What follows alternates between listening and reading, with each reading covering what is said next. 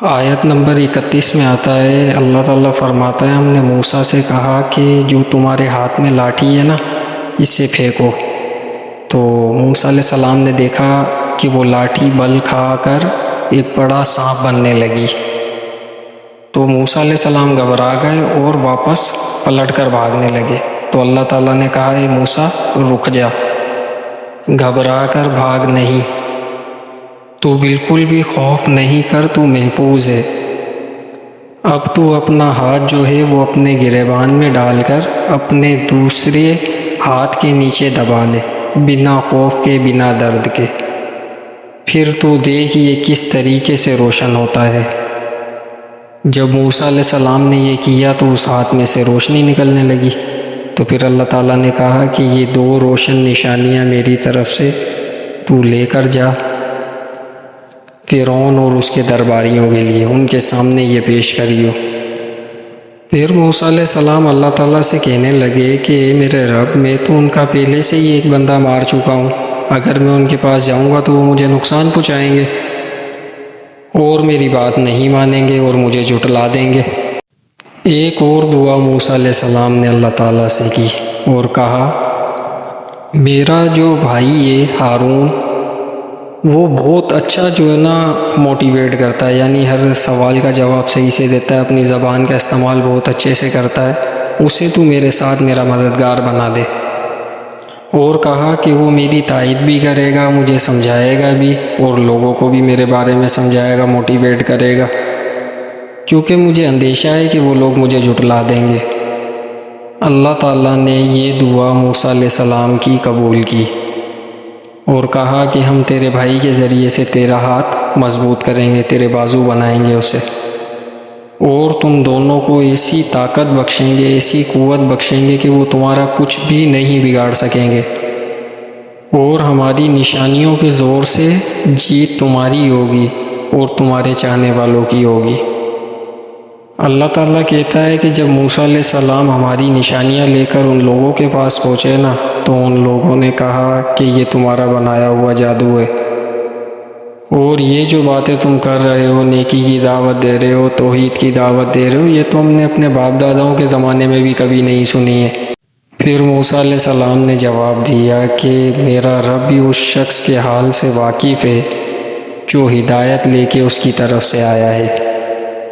اور وہی جانتا ہے کہ کس کا آخری انجام اچھا ہوگا اور کس کا برا۔ اور سچ بات تو یہ ہے کہ ظالم کبھی فلاح نہیں پاتے ہیں۔ پھر فرعون نے اپنے لوگوں سے کہا کہ میں اپنے سوا کسی اور خدا کو نہیں جانتا ہوں، اور تکبر کے ساتھ جو ہے گفتگو کرنے لگا اپنے لوگوں سے، اور حامان سے کہا کہ میرے لیے اینٹیں پکوا کے ایک اونچی اونچی عمارتیں بنواؤ تاکہ میں اس کے اوپر چڑھ کر جو ہے موسیٰ کے خدا کو دیکھ سکوں، میں تو اسے جھوٹا جانتا ہوں۔ اللہ تعالیٰ کہتا ہے وہ اور اس کے لشکر بڑا گھمنڈ کرتے تھے اور یہ سمجھتے تھے کہ ہم نے کبھی مرنا ہی نہیں ہے، پلٹ کے اس رب کے پاس جانا ہی نہیں ہے۔ پھر کہتا ہے کہ آخر ہم نے اسے اور اس کے لشکر کو پکڑ کر جو ہے وہ سمندر میں ڈبو ہی دیا، اور پوری کائنات کو بتا دیا کہ دیکھ لو ہم نے ظالموں کا انجام کیا کیا ہے، اور ہم نے انہیں جہنم کی طرف دعوت دینے والی جماعت بنا دی، اور قیامت کے روز یہ کہیں سے بھی مدد نہ پا سکیں گے، اور دنیا میں ہی ہم نے ان کے پیچھے لعنت لگا دی ہے، اور قیامت تک کے یہ ان کا پیچھا کرتی رہے گی، اور جب قیامت کا دن آئے گا اس دن یہ بڑے عذاب میں مبتلا ہوں گے۔ اللہ تعالیٰ کہتا ہے کہ ان نسلوں کو ہم نے ہلاک کرنے کے بعد موسیٰ علیہ السلام کو کتاب دی تاکہ لوگ اس کے اندر سے ہدایت لیں، رحمت لیں اور سیدھے رستے کے اوپر آئیں۔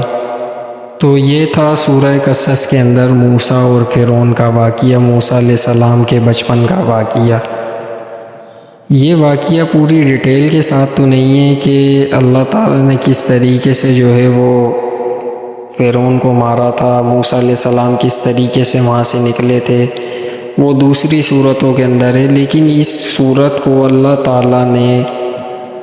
قصوں والی صورت اس کا نام رکھا ہے کہ کوئی بھی قصہ ڈیٹیل کے ساتھ بیان کیا گیا ہو،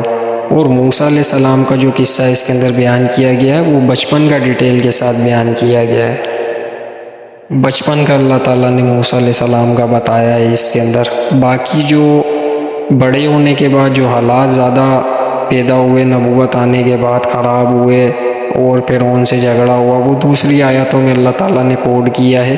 لیکن خصوصی طور کے اوپر موسیٰ علیہ السلام کے بچپن کو کوڈ کیا گیا ہے اس سورت کے اندر۔ تو یہ تھی ہماری سورہ قصص، جس کے اندر موسیٰ علیہ السلام کا بچپن کا قصہ ہے اور تھوڑا نبوت کے بعد کا قصہ ہے۔ ہماری کوشش ہوتی ہے کہ ہم آپ کو قرآن سے ورڈ بائی ورڈ بتائیں، کوئی بھی اپنی طرف سے ایڈیٹنگ نہیں کریں اس کے اندر، یا اپنی طرف سے کوئی بھی فالتو بات نہیں اس کے اندر شامل کریں۔ جو قرآن نے کہا ہے ویسا کہ ویسا ہی آپ لوگوں کو سنائیں اور بتائیں۔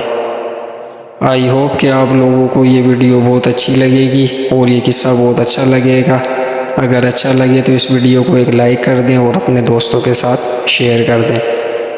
اور ہماری سپورٹ کے لیے ہمارے چینل کو سبسکرائب کر لیں۔